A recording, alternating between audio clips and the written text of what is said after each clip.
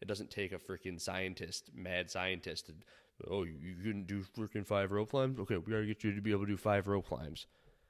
The rant continues.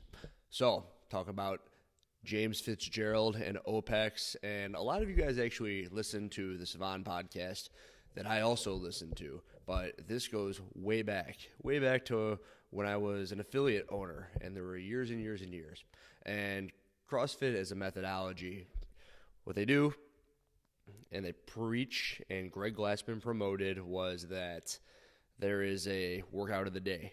And the workout of the day is good for just about everybody. And you walk in the gym, and it would be do a 5x5 back squat, or go run 3 miles, or 21-59 thrusters and pull-ups. And you know what? It's gone a little bit further than that. So when you walk into an affiliate, it might be, hey, here's your warm-up, here's your strength piece, and here is your workout of the day.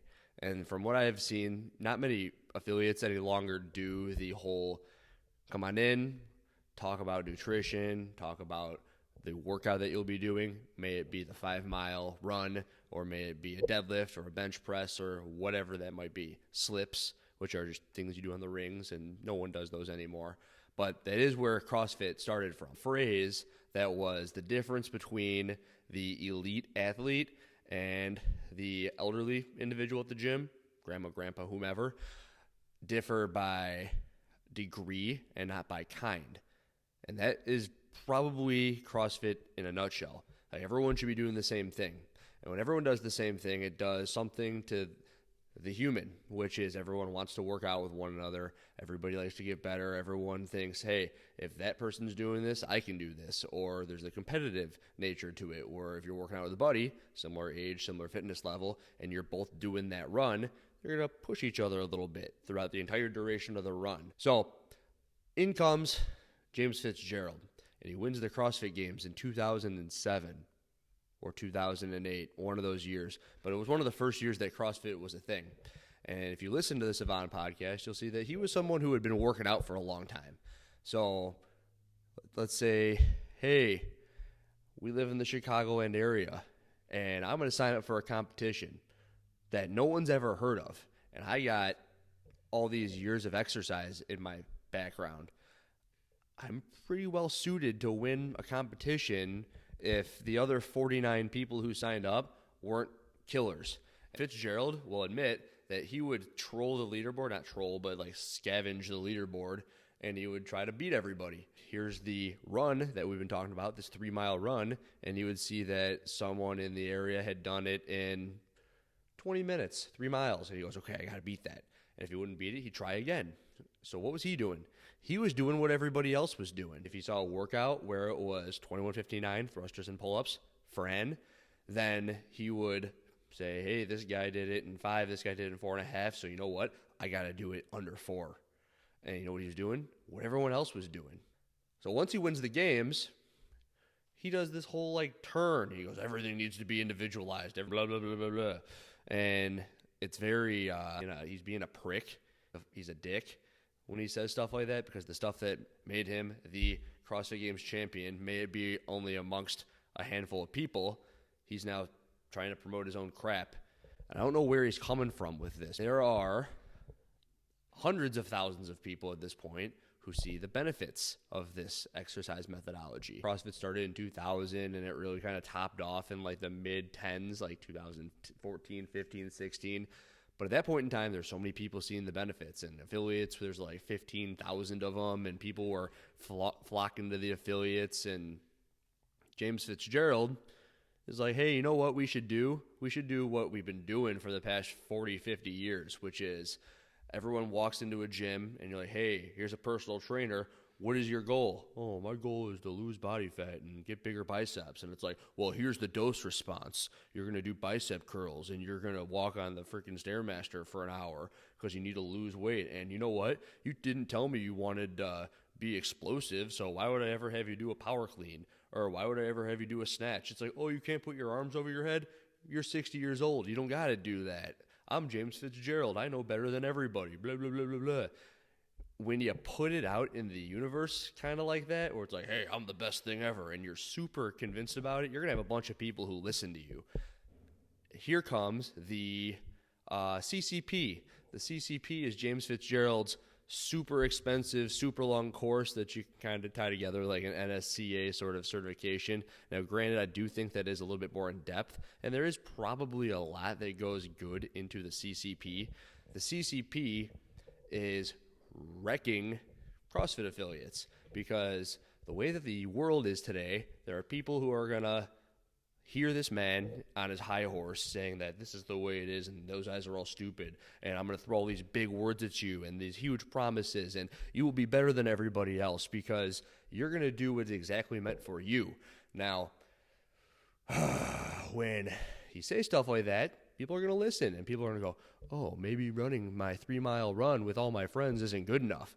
I got to do this exact thing with these tempo squats at this zone that makes absolutely no sense. He made it up. I mean, it makes sense, I suppose, when you actually understand why you're doing it. But if you're 50 years old, there's no reason for you to be trying to do a 90-minute AMRAP in the gym at Z1, Zone 1.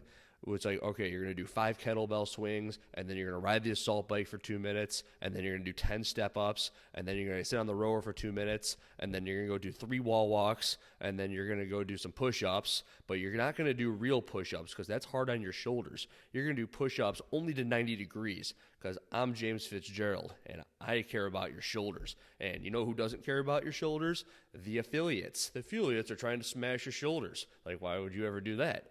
You know what?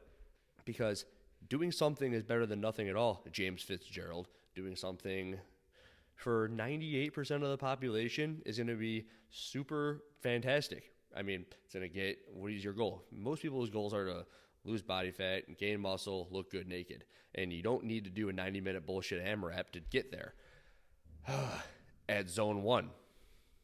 Z1, tempo squat, 3LX, 4-2, tempo for your 5 sets done at X perceived exertion because you never want to try hard. If you try hard, it means that you're going to crush your hormone levels. Stuff that you'll probably read in the CCP. It's like, you try hard, you're going to get hurt. You try hard, you're not going to sleep well. You ate this thing this one time, you're going to have a horrible digestive system. And you know what? It's good to know because at least you can make informed decisions. But if it's what you live by, it sucks. And life is short. CrossFit is all you need because they do preach all the stuff when you go to a good affiliate. If you go to a bad affiliate and everything's all off the cuff and it's like, hey, I don't know what the workout was. There are affiliate owners where like they'll wander in the morning and say, you're going to do DT and water jug step-ups for the 4th time this week because I don't care. And that sucks. Like, that's not good either. But if James Fitzgerald is here and the guy who sucks at the affiliate is here, there's all this stuff in the middle. That's all good. Like 80 to 90% of affiliates are trying to do what's best for everybody. My time spent within the affiliate was pretty much very similar to that layout where 70, 80% of people, they were all on board. That would be I was at the helm. I wrote the programming and I would say, hey, everybody come do this. If you need any more, here's some accessory stuff. That went for the everyday person. That went for the athletes who were trying to compete at the regional level at the time and like sanctional level towards the back end. And if they needed even more, they'd say, hey, Andrew, I finished up everything and I want to work on my gymnastics. What do you think I could do? And I would make some suggestions from there. Do you call that individualized programming? Maybe. I call it working on what you're bad at. And it's really not that hard. What James Fitzgerald does is he makes it way harder than it needs to be. He makes it necessary that you have a coach the whole time because you can never be as good or as smart as somebody like him. Now, I self-admittedly know I need to work on handstand push-ups. So you know what I do? I do handstand push-ups to get better at handstand push-ups. Change the depth, you change the rep scheme, you change the time frame, you change how many you're doing, volume of them. It's really not that hard. I heard a very high-level CrossFitter speak once about their inability to do rope climbs. So you know what you do? Rope climbs. You don't need to do like some sort of weird lat pull down into like towel grip hold at certain tempos and certain farmers walk distances. It's just, why don't you just do some goddamn rope climbs to get better at rope climbs. You know what? That person then made the games that year after just doing rope climbs because that person's elite. They didn't need James Fitzgerald to tell them some stupid crap. And, hey, I need to do rope climbs. Coach says, yeah, this person can't do rope climbs. Go do some rope climbs. They're going to get better at rope climbs because they did rope climbs. It doesn't take a freaking scientist, mad scientist, to, oh, you couldn't do freaking 5 rope climbs? Okay, we got to get you to be able to do 5 rope climbs. It's not very hard. Now, what sucks is there's this guy who's ruining the broad spectrum of person is what I'm getting at. And he's trying to ruin the CrossFit community. And if you listen to the Savant podcast, really it's the last 10 to 15 minutes or so of the episode, and he's just like scoffing at the fact that that they can't comprehend that CrossFit isn't specific. And it's hard to listen to. And I wonder if I can like clip it in here or something. I don't know. I'm going to try and get creative with this one. Isn't that always been sort of the foundation of CrossFit to scale the movements for each person? Help me, buddy. I was only there 15 years. I'm not as smart as you. Help me. No. Do we not have enough time? We don't. Don't lay that on me. That's the fact. Too late. I'm sorry. My brain is broken. The fact that we're asking that question just shows 90 minutes of he liked me for 90 minutes and I fucking stumbled. Oh no. Darn it. No, it's sad. The rant had to go on. It really is something that I struggled with back in the day as the affiliate owner, the guy who programmed for the gym, and trying to make everybody happy. I've recently tried to, do away with a little bit of that, trying to make everybody happy. And it helps that I no longer am overseeing 200 plus people in the affiliate every day, trying to abide by everyone's stuff. So when I sit here, there are a couple people who are probably going to hear this and go, well, screw you, Andrew. I do OPEX and I love OPEX, but it's like, I don't care because I don't see you all the time. And at some point or another, that's your opinion. This is my opinion. Everyone's entitled to their own opinion. I do, however, feel really good about this one because when I put out this ranty stuff that I've got, all these people are like, cool, Andrew, nice job. This is so good. I support you. Oh, this is James Fitzgerald. I've always hated him. Blah, blah, blah, blah, blah. Hate's a strong word. They just strongly disliked him. And I also see that my stories are being shared around. So for every, 20, 25 people who respond, there will be 5 to 10 people who send them out there.